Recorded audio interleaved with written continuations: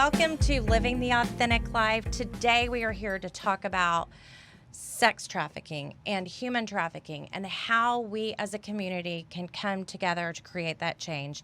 And I love working with empowered women, and you two are authentic, empowered women, and we have been through the trenches together, and yet look at how beautiful and styled you are too. And I am so happy to welcome both of you. We every week get together and we talk about purpose, connection, commitment, and how that leads to authenticity. And I couldn't do it without Adam Andrus. He's our sound engineer. He makes it all happen. And you can catch us on YouTube, SoundCloud, iTunes. I don't even know all the places. The things I don't have. Exactly. But I'm going to get there someday. You can teach me how to fish, Danae. Okay. Exactly. Well, that's what we're doing, right, is we're trying to get these Reach victims the most people. Right. that can get to a place and they can be independent, and we're not just giving them a fish, but we're teaching them to fish. Right, of course. And so it's Johna Stallings. She is the mother of 2 boys, and she is an incredible attorney that has been fighting for victims' rights for so long. You're from Illinois, and you have a bachelor's in criminal justice and psychology, and then graduated cum laude from South Texas College, and then became a Harris County DA with consumer fraud while parenting a 3-year-old. That must have been an interesting journey. And then you were offered a job at the Harris County DA's office where you worked for a prosecutor in child abuse. And then you went to private practice. And then you went to Victoria. And then now you are back in Houston. Thank I God. am. Thank I God. know. So glad to have you here. And what is? Tell us Thank what your you. title is now. I am the Division Chief of Adult Sex Crimes and Trafficking, which means we handle the most violent serial rapists and child exploiters and sex traffickers. That kind of. And you are like involved with sting operations. You know what's happening in the trenches. You see it, and you shared some of that with me. And I can't wait for you to share some of these stories with our listeners, because we as moms, we're all concerned about our kids. And Amy Pierce, we met cheering No Autism together, and then we have worked together in so many different ways. You do incredible work with UNICEF. You've supported your kids' school at Audie. You are a woman of substance with Mission of Yahweh. You are a woman of distinction with Crohn's and colitis. I just try hard. You That's all. do, I just- and your heart, and the thing that I love about you is your heart is so in it. Even though you look beautiful in your dress whenever you show up, 99% of the work that you're doing is in the trenches and for the people and for the victims. And you just this year brought me to search and to see those young kids being able to go to school after being homeless. That is making a huge impact on our community to stop trafficking.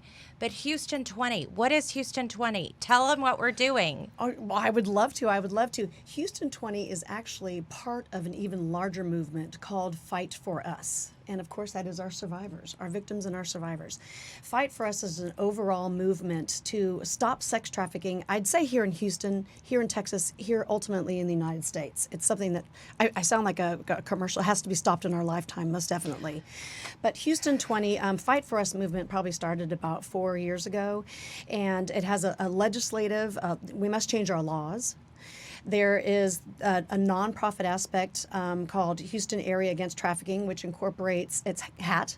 About 45 or even more nonprofits have come together and are collaborating to cause change and really be a strong support for our survivors from every aspect. And then we have the Houston 20, and we came together, a good friend of mine, Jennifer Homan, who has been very active and has been such a strong advocate from the very beginning, came together about 3 years ago. And Houston 20 is just a group of influential Houstonians who are really galvanizing and coming together I'll call it to fill a gap, but we really came together more as fundraising and education and awareness to really wake people up and realize this is not taking place in India and just in Africa. It is here in the United States and here in our backyard. It is in the villages. It is in the Heights where you are. It is right here in Houston. West U. It is happening, and we need to wake up, and we can actually do something about it. You can get enraged, you can get angry, but if you're going to get enraged, get engaged. really I become. love that. I do too. But you can get involved. Write that down. But seriously, you can get involved and you can do something about it. Get educated, become aware. But we can really help prevent this. But also get involved. There are and we'll talk about this throughout our time together of how you can get involved in simple ways. And then you can also really get invested from a financial standpoint to help survivors. And then also, and I look forward to talking about this on the other side, which we're now really focusing on the demand side. If you get rid of the supply, hopefully the issue will begin to diminish. But really, Houston 20 came together, originally 20 of us, and then it grew to be 35.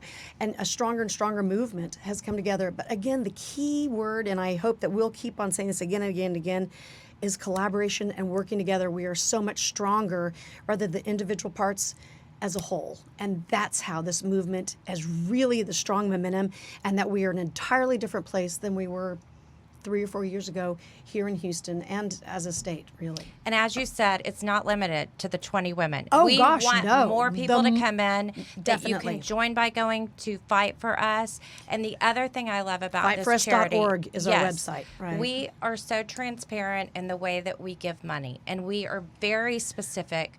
We even have opportunities where, say, you can give X amount to fund education for the police. You could give X amount to create a bed for someone that comes out of trafficking. We are very focused on where your money goes.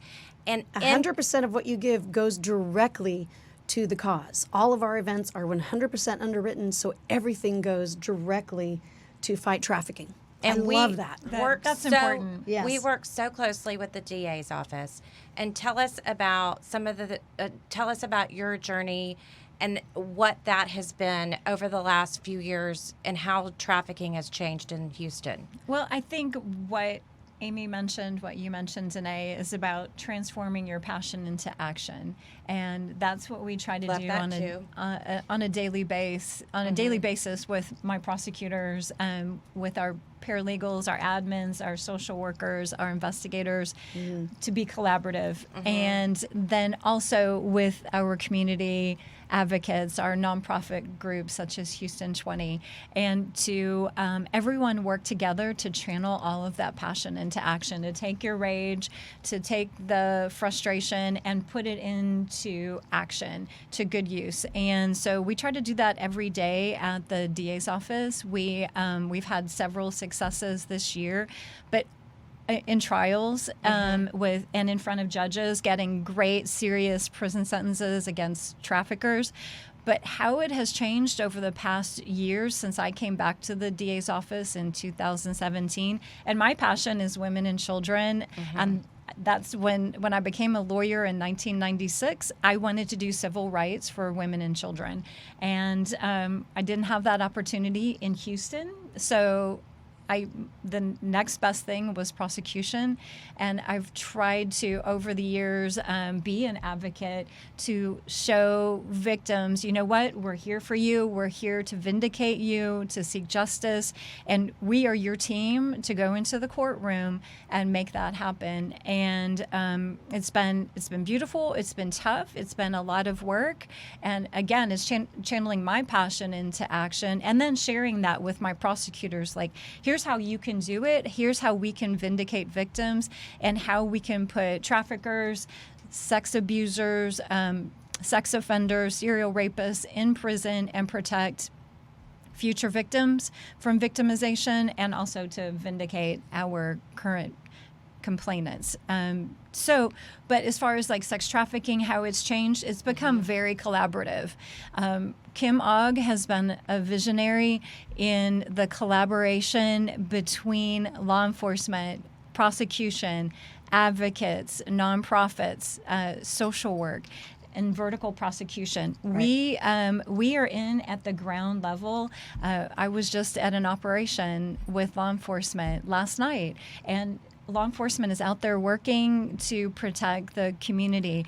And Project 180 is one of Kim's visions, that we would actually have law enforcement in our office working hand in hand with criminal analysts out of our office, prosecutors, advocates, to figure out those traffickers who would go otherwise undetected by law enforcement, because we investigate misdemeanor arrests for prostitution selling, for the gals and guys who are out there being sold, and we look to see who is trafficking this person.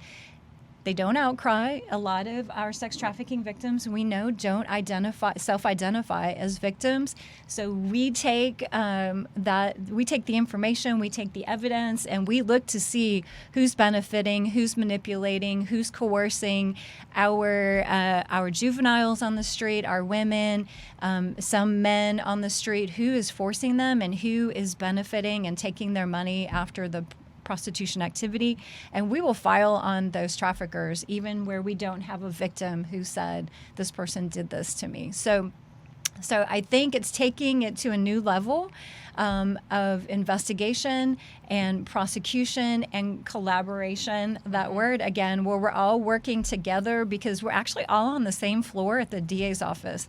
DPS, HPD, Precinct 1, the Harris County Sheriff's Office, their officers are all over there with us on a daily basis, working with the prosecutors, working with the analysts. Hatra, there's everybody. Yes, and thank goodness, it's the only way you guys can communicate and figure out who's doing what, when, where, why. Exactly. To finally coordinate, to track these people down. Right, because we're not working in silos anymore. Right. It was all siloed. And I would also say, if you don't mind, may I Please take the do. ball? Will you throw it? Yes, take it. And we have found this exact same thing. And again, the beauty of collaboration with what has been happening with our nonprofits. And I shouldn't even say nonprofits. If you think about it almost as a big target and coming in together, you've got the government, and you have the nonprofits who needed to work together, but you have the hospitals. We have a healthcare consortium who have come together. All the hospitals are working together and educating people in the emergency rooms so that they can identify when someone comes in. How many times have they come in?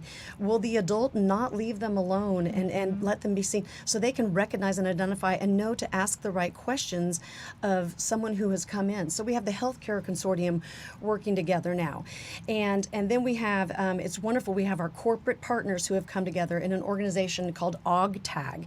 It's the oil and gas, forgive me, I've got it here. It's the Oil and Gas Traffic Awareness Group. And again, these are corporations who have come together. So when they're out in the oil patch, are there different operations being targeted? Are people literally being brought in to service their folks, and do they know what to look for? Are they being educated, and so they can watch for it, and so they can train their people? So we got the the corporations, you've got the healthcare, and now we're working with chambers of commerce. We're also working with our churches, which is fantastic. We've got the a church alliance with our churches, but it's got to happen on all those levels. And you talked about the vertical of working together, and I love that we finally have the services to support our victims. So when they come out of trafficking, they have what they need. They have someone to hold their hand, because they need. I liken it when you say trauma.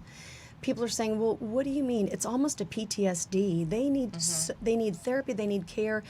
Someone to walk them along the line, and they need to have this network of services and support.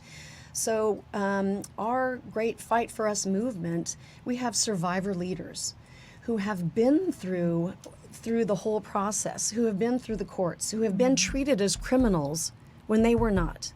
They were victims, and I would love your view on this. But they have been through all this, and they are now walking a new journey, having a fresh start and walking, but they need to work with our victims to help them start this new chapter in their lives. But they have all the support.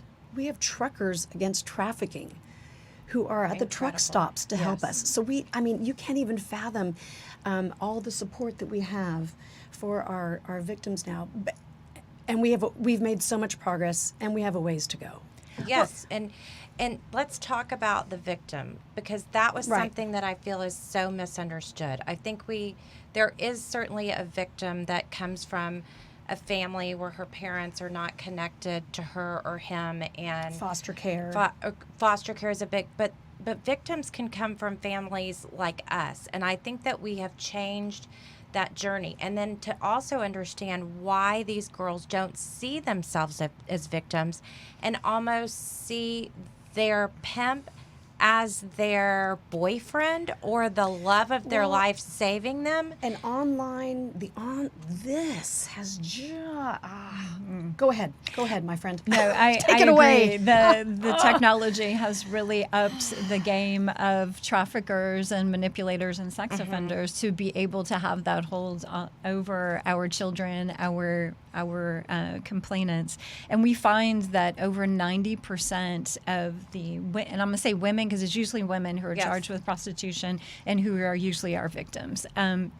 But we find that over 90% of the women who are charged with prostitution selling, that they have been previous victims of sexual abuse. And that we find that close to 70% of prostitution selling arrests have indicators of human trafficking, that we can actually cull out of those arrests and turn around to conduct investigations, develop a suspect, and arrest. So I have spent a lot of time meeting over the past 3 years with different experts to understand the psychology of runaways, of our gals who are victims of sex trafficking, so we can turn around and explain it to the juries, right? Because to people who are just learning about it, saying, how can this happen? How can someone from a girl from my high school be lured away by this? She should be smarter.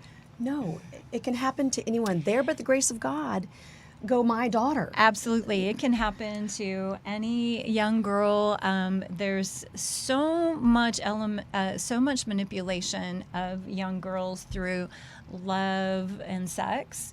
There's also manipulation through the excitement and the allure of having a lot of money, the concept of what we see on television and in movies that's sexy, the videos that are on YouTube, rap and things like that. Even using, I'm going to take you shopping. And Absolutely. And they haven't walked in my store, or I'd be calling 911, but they take girls shopping and they buy them something that they haven't had. It's a long process. It isn't a moment that you're abducted. That's it is a great point. Years of grooming and them gaining trust, because you Slowly. can sell a victim multiple times and you can only sell a drug once. Right. A girl is a renewable resource. Renewable resource, which is just a crazy it's thought. horrible. To Sorry, have. it's so disgusting. It's horrible. But horrible, which is why they utilize girls and women because they are a renewable resource. And boys. Boys, We've right. got it. And there are boys out there, and especially the younger boys and teenagers is where we see a lot of boys becoming victims of trafficking, of child exploitation online and through these different social media apps like Grindr and things like that, where they fall prey to predators. And so it is important, and going back to the family and to being a parent, to maintaining that communication and explaining that manipulation, how it can occur. Don't be scared as a parent. Just be aware and educate yourself and educate your child. This can happen. It's a bad thing. It's not something that we want, but this is reality. This is where we are right now, and this is how you can protect yourself. But talk about it. And it's hard. It's hard. It is We didn't hard. grow up this way, Right. but it's where we are right now. Knowledge is power. Knowledge is always power. And when you Right. understand how other people operate and the psychology behind it, you are so much better equipped to deal with that Right. manipulation. To be like, I already know what game you're playing. Right, and that is one thing. I'm so proud of my partner, Jennifer Homan, and someone that she works very closely with, John Clark. They have spoken with more than 30,000 parents in different groups and schools. And that's one thing that we ask our Houston 20 members is, please help us get into your school to speak to parent groups. And again, we think of it as dirty and bad. It's not. How can we fight something we don't know about? And I use the word fight. How can you just, you teach your children good things to eat. They might not like Brussels sprouts or broccoli, but they need to know it's good for them. And we That's talk all. about not using drugs and not not using smoking alcohol and prior vapes, to the new thing. We've yes. got to teach them so they We can have arm to tell them. themselves.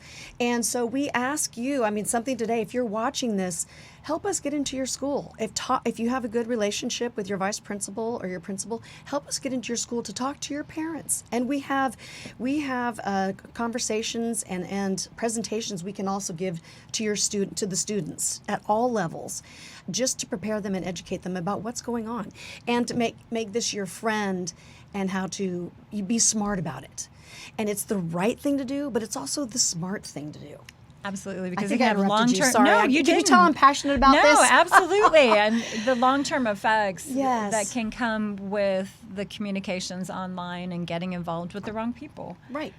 And I have had this conversation multiple times with my daughter, and she was embarrassed at first that I would talk about it. And some moms I would mention it to would look down or look away or walk away and not want to be engaged in it. But there's a reality that this is not just, when I saw pictures of pimps, it wasn't just the guy that you would expect, no offense, Adam, that it's guys, but it's girls too. It's women. It happens in our churches, our schools. They're oftentimes kids, and when you watch Filthy Rich about what's his name? Jeffrey Epstein. Recruited girls to recruit other girls. So it's not like you just have to look at that person over there. It could be the head cheerleader. It could be anyone at your school, and she will recruit others so she doesn't have to be the one. And there's so much education out there that we're learning about to create more conversations, and that's something we can address at fightforus.org. We can offer value with that. Let's talk a little bit about the victims and how they exit the life. We've done so much to try to, like when you go and this girl is a victim, but she doesn't know she's a victim, and she might be high because they've given her drugs to numb the situation. How does that process work to get to where we're trying to bring them to life and reintegrate them? Well, Amy made a great point about the healthcare piece, and the forensic nursing piece is so important to law enforcement, to prosecution, to the investigation, and also to just the emotional well-being of our victims, because they need that care and attention provided by a forensic nurse who can make sure they're okay with STD testing, providing the opportunity to talk about what's happened, because that's what a forensic nurse does as well. With all of our victims, they will sit down and have a conversation, and the opportunity for the victim to tell what happened to her to a medical medical personnel who can then decide what treatment that person needs. So that's so important. Law enforcement utilizes forensic nurses on scene during their operations, and that is always the first question to their victims is, would you like the opportunity to go and see a nurse? So, she can check you out and make sure you're okay. And then what we have done is we work with Texas Forensic Nurse Examiners. I don't know if you all are familiar with them, but they're mobile forensic nurses. Yes. And I work with St. Luke's Friends of Nursing, and so there's a part of what we're doing there. Right, and they're connected to this. Right, and they are a part of St. Luke's. They operate in all of their clinics. They utilize St. Luke's if they have a victim who needs more care than just a forensic nurse. If their medical situation is so dire that they actually need to go to the hospital, they'll take them to St. Luke's. TXFNE, or Texas Forensic Nurse Examiners, has also started an adult forensic interviewing program, which allows our participants in Project 180, our prostitution sellers who have been charged with misdemeanor prostitution activities. We give them the opportunity to get their case dismissed. They go and meet with an adult forensic interviewer. They have the opportunity to talk about current victimization, previous victimization. That's safe space and a trauma-informed environment and trauma-informed discussion to talk about what's happened to him or her. And we're finding that these women and men are opening up and talking about their previous victimization or their current traffickers. And law enforcement is also able to assist them through that. And then they also have advocates that they're then turned over to. And then they can get STD testing. They can have the medical piece. So again, the collaboration and working together and providing all those services, one-stop shopping, kind of like the Children's Assessment Center, Yes. and modeling how we treat adults on how we treat children, and that it needs to be total person, caring for their psychology, for, providing counseling, providing for the medical portion, the forensic interviewing, law enforcement, prosecution, all in one kind of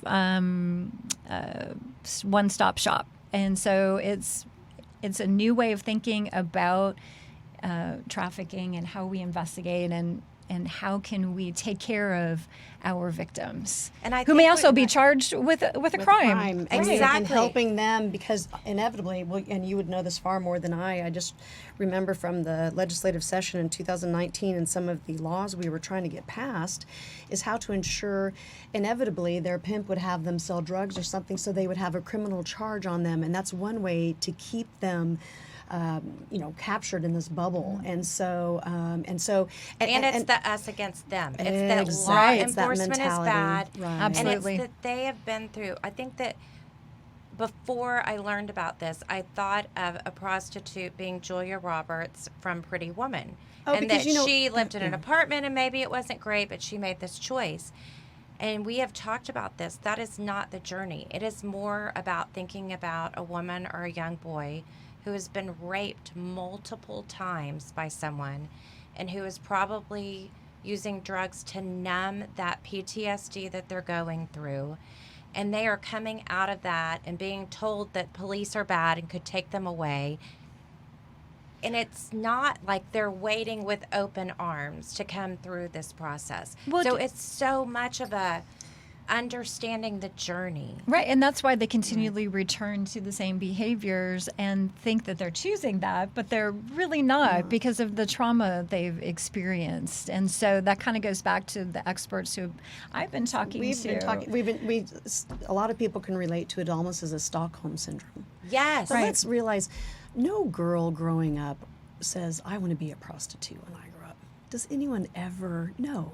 They want to be president. They want to be, they want to be a teacher. Everyone has aspirations when they want to be a fireman. They want to be a doctor. No one says, I want to be a prostitute when I grow up. I want to be a sex slave. No. Let's remember that. And I'm very proud of so many of the organizations I've had the honor to get to know and work with. And I'm sure you work with them. The Landing is out there. Love The Landing. Rescue Houston, Rescue America. They are on the phones. They have the hotlines, and they are talking with people and saying, we are here for you. What can we do to help you? And it might take 6 or 7 times. Elijah Rising, they have volunteers. They are at the strip clubs. They are there saying, we are here to support you. We will be here for you. We will walk with you. We have survivors who are here to help you, and we have everything that you need, and we will not just be here for a day, or we will be here for a year. We have what you need.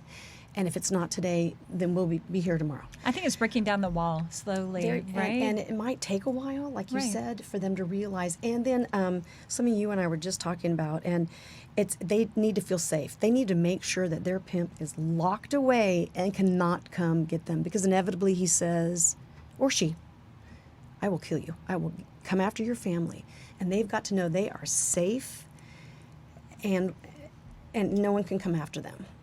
And so it might take that to happen before they are truly ready to come.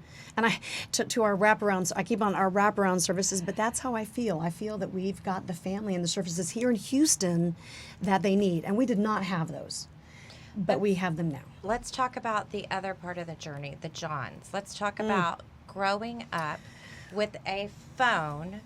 I was Googling that song by Carly B, W-A-P, or in the lyrics of it, and then I put in, is this promoting sex trafficking? And I then got porn on my phone, pulled up by what I Googled, and I think, and there's so many chances that porn comes onto kids, and then we're desensitizing. This is something we've been talking about.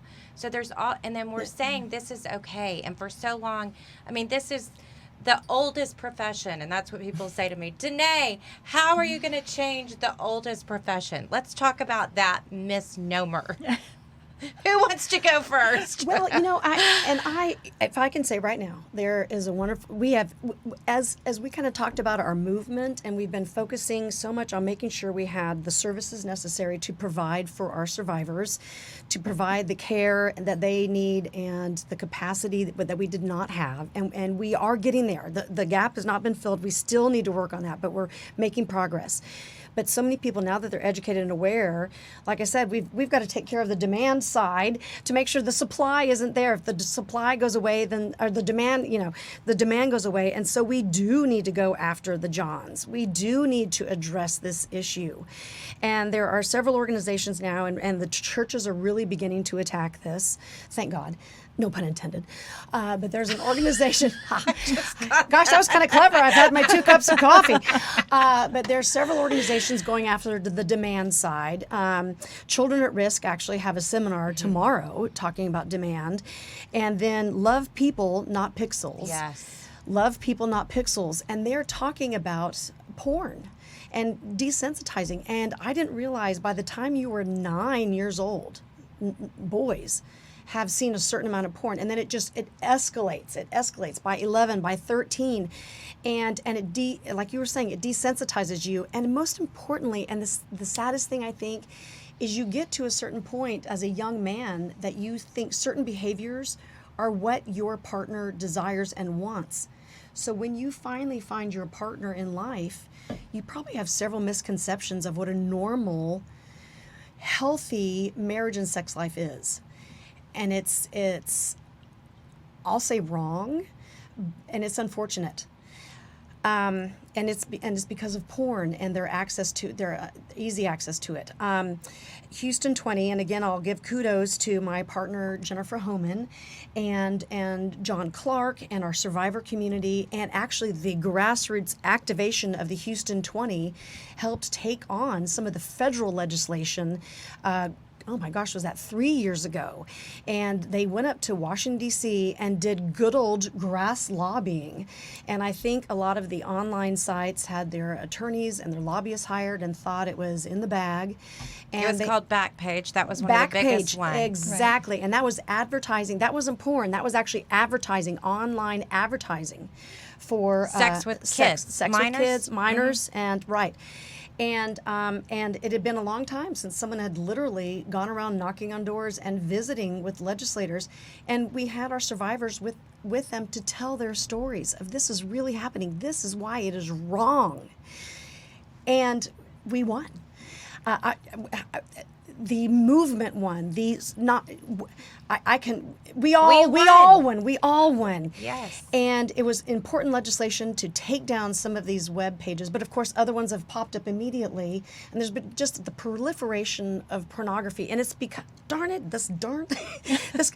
it's because you can tape something so easily now and get it out there on all these channels, and there's not enough filters. And that's again something that our movement could, should, would, can, will take on, and we just need volunteers to help us do so. I'm sorry, you talk. No, this is great. No. And the demand, but on the demand side, and Love People Not Pixels, they are training defenders and advocates to go meet the Johns as they are being arrested, saying, can we help you? Mm-hmm. You have an addiction. What we've got to realize is porn is an addiction. Just like alcohol, gambling was recognized as an addiction not all that long ago. Porn can become an addiction. And it can get to a point where you have to watch porn to enjoy a healthy sex life, which is an unfortunate thing. We stopped those robots from coming to Houston. Robots, yes, that was you. That was Go, great. Girl. Tell us all about Tell us it. how you stopped the robots. It was crazy, which is just nuts. Talk about something in the future, but it was happening right here. It was. And talking about porn, there's studies that showed that it actually changes the brain chemistry. Yes. Of the person who watches it. And when if you Google that, you can read those. Please those Google studies. it. Everybody, Yes. Google it, please. It Mothers, really does. mothers, it really fathers, does. and help our boys. Help. And this starts with our boys when they're young. Age 9. Yeah. I mean, so you have to do it from the time they're babies onward, we want our boys to grow up to be men who don't think it's acceptable that it's the oldest profession. Just we be want them. responsible. We want them to grow Right. up and think that it's gross to want to buy sex from a woman, to use a woman or a person. That's unacceptable, and so it has to do with changing. We're creating healthy perceptions of women from very young ages. And it also has to do with training and going into the schools and educating Right. parents and then educating these boys. It's not okay to ask for a It's picture. part of the conversation. It's part of Right. the discussion. Right. It's part of the... You're right. Right. So last night, craziest conversation. Sweet Bella, she hates it when I overshare. But we were talking about kissing, and she's in 8th grade, and when kissing's going to happen. And we said, don't ever kiss a girl in front of a boy. And she said, okay, I don't plan on doing that. And I shared that when I was hanging out with a group of people that I felt were successful, good people. One guy in our group would pay my friends to kiss each other in front of him and give him $100. And I never let him do that. And Bella said, it's $100, Mom. Why wouldn't you do that? And I said, because it victimizes a woman. Mm-hmm. Because when a man pays you to watch you, to do something sexual for him, it makes you a victim, and it takes away your empowerment. And you Right. should never allow that to happen. And what an odd conversation to But have with a you helped her 13-year-old. make a moral decision, and I immediately look at me. I grabbed my phone. Someone can tape that so easily; it will go viral, and that's something you can never get back. That's what we've got to teach our kids. But you're right. You taught her the moral lesson there, which is so important. It Thank is. you. Well, like a conversation I had with my 15-year-old, and he had just met a young lady that he likes a lot, and he told me that they had the conversation already where he told her up front, I don't share pictures of, that kind of stuff, like, penis. And she said, good, because I don't either. And he's like, great. So, he's unfortunately having to have this conversation, or feels he needs to, right? Because Or almost now that men need to get a signature sometimes. So the pendulum is so extreme, as much for the guys as for the girls, and that's a whole nother discussion. Sure. But to know that they can talk about it is so good. And just even to teach kids that their body, and this goes back to faith, this goes back to just honoring yourself and having value, that you're worth more. But I love that you use the word empowering. By setting down rules, they are empowering each other. I'm going to write that down. Right. But you're right. That they can walk out the door and know, I don't have to do that, and I'm not going to. And like the knowledge about it is an important first step. And then the second step, which is, I'm not going to lose a piece of myself because you want something from me, and retaining the essence of yourself forever, and knowing as you look back on your life, when you were young, when you were 14, 15, or when you're 25, that you set certain standards. And so I think it's important for parents to have those conversations with their children, that it's okay to have those standards for yourself. And it's okay to make mistakes, and to know that your parents are here to support you. And that's so much. And I loved this discussion. I talked to Kim Ogg this weekend before you and I talked, and she said, people aren't bad, their choices are bad. And I think that is, and I've been through this with my daughter, is looking at her class, you're going, who are the good kids? Who are the bad kids? She's like, Mom, no kids are bad. Some people have just made bad choices. And I said, that's so true. Like, I'm working so much on understanding purpose, commitment, connection. And I think true connection is feeling seen and heard without judgment. And I think that's what we're doing with these victims of trafficking. If we let them know that they are seen and heard without judgment, and we are here to help them, that we can change the community. And for these men who are addicted to sex, and for these women who are addicted to sex, and for them, for all the journeys they went through that made them think that they could sell sex and that was okay.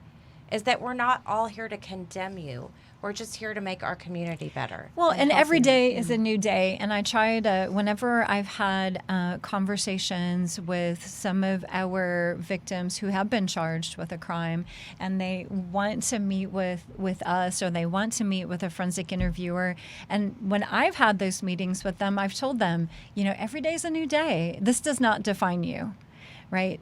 Everybody makes mistakes. You can choose to be anything you want to be. Your whole life is ahead of you still. So this does not define you. I think that's so important to reiterate with our victims of sex trafficking. And again, no judgment, right? Because everybody's on a different path. And so many of our victims have experienced horrible things in their life. And we've all made bad decisions, poor decisions at some point. That's what's created us to be the people God made us to be. And, Absolutely. And, We're I human. found in change, in creating positive change throughout all the times we've skinned our knee throughout our life. So often you waste so much energy trying to fight the old, whether it's old laws, an organization the way it's been run in the past, or even family dynamics. Instead, if you want to make change, focus on creating the new. And I'm just thinking with our survivors, you're trying to fight the old. And we have found it even in this movement on trying to fight the old, the infrastructure. And instead we realized the way to make true change is just creating the new. And that's how this movement has really made progress. And I'm just thinking, and one more issue that I really wanted us to touch on when we were talking about, enrage, engage, another area that people that we are really focusing on is shutting down so many of these massage parlors and the spas that we've realized are brothels. That's another area of victims that we need to help. That's hard sometimes to lure them out. And people say, why don't you just go close them? Yeah, and it's not human that trafficking, simple. and they No, might it's have come not. from other countries here with the promise of a job, and now they're in. Yes. But we are finding ways, instead of fighting the old, we've created new ways to be able to work with law enforcement to be able to do that. And that's in every neighborhood. There are over 300 in Houston, in this little area alone. And we are finding ways to do that in our neighborhoods. And we can you we have can do to. it. We Right. can do it. And We it's can. incumbent on us and our neighborhood for us to be able to go to the commercial real estate people and say, hey, this is in my neighborhood. And then we can engage with the law enforcement to make it happen. But again, finding new ways to do it. We've been working with the Chinese Community Center Yes. Yeah. to help anyone who's in that situation, who's a victim, to find a way out of it, and to so that they're culturally embraced, speaking their own language and feeling comfortable from their own community, Right. in the neighborhoods potentially. But that's so important to provide the survivor who's been there, done that, to here's I get what's happening with you and I understand, and here's how I can help you. Give them a sense of belonging. Exactly. And I'm not dignity, alone. Dignity. Yes. I'm not You are alone. not alone. You are not alone. And then we rely on you to make sure that the owner is not able to shut down and open up somewhere else. Well, and we're working with our commercial real estate to get them involved. It's real estate, it's county attorney's office, Yes. it's DA's office, it's law Yeah. enforcement. Again, so collaborative. And again, it goes back to sex buying and changing that mentality. United Against Human Trafficking. I don't know if y'all are familiar with them. They're part of our fight for us. The hat. They're part of the hat. Awesome. Yes. Okay, perfect. Yes. So we're here for you, girl. Awesome. They have a 10-week program for sex buying that they're beginning. I think it's probably going to be November. So we're going to be working with them because my division is going to be taking over the sex buying offenses at the district attorney's Wonderful. office. And so Wonderful. one of our programs that we're working on is with United Against Human Trafficking, this 10-week changing perceptions and how you think about sex and prostitution and pornography through this program that they're starting. So we're pretty excited working with United Against Human Trafficking. See, I didn't even know. It's like an onion, all these layers. It And the really governor's is. helping. And I mean, it is much. beautiful. There's so much good news to share. I mean, that's one reason I'm so glad to be on the podcast. There is so much good news. We're making progress. And again, we still have work to do, and that's why we need everyone to be involved if you can. And I mean, and one thing I should say, and Danae, you know this, we've got the Houston 20, we have the Katy 20, we have the Woodlands Conroe 20, Fort Worth 20 is starting to get involved. We want to have a Dallas, San Antonio. I'm from El Paso. I want an El Paso 20. And it just takes a few passionate people wanting to galvanize their community and get the movement started, because everyone needs to know about this. Everyone needs to know. It's innovation, like we've been talking about, and not accepting the status quo. Yes. And not just sitting back and letting things wash over you. It's getting up and be like, you know what? I've got some ideas of things that we can do differently. We don't have to accept the status quo, like a trafficking court. And we have the Austin 20, forgive me. Yes. Yes. Yeah. Oh, that's awesome. Hello. Yeah. So I've been talking with the judges about starting a trafficking court. I've been talking with That's right. Congressman Poe about legislation for a trafficking court, making it mandatory in certain populations in Wouldn't that Texas. be great just for that Yes. zeroed laser and Can focus? you imagine I someone know. who It would be- is and then the judge would have the expertise to know Correct. all of the information that goes into this, because to educate even a judge on the details of this and the journey of it is so complicated. So that would be a huge victory. Well, ladies, we have reached the end of Oh the my podcast gosh, already. no. Time But flies when you're having fun. I know. Exactly. So I am not putting you on the spot, but I am. I would love to do this monthly or at least every other month, because there's so much to share. There's so many new things There's so coming many out. experts I'd love for you to bring in, and Yes. advocates and people talking who, about this. right, And yes. if you can I mean, also, people send me DMs at the Vintage Contessa on Instagram and just say, how can I get involved? And I'll be posting things on my stories of what's happening. You can also go to Houston 20 to learn more about it. But we are all in this together. We are welcoming to more people. This is something we want to keep communicating about, and we Yes. want to know what you want to hear.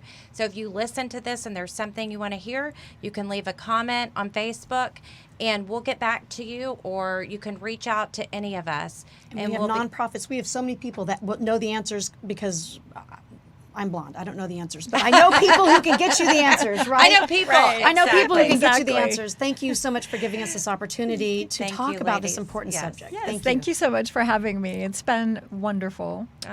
Thank you, my friend. Until next week, you guys have a great week living the authentic life.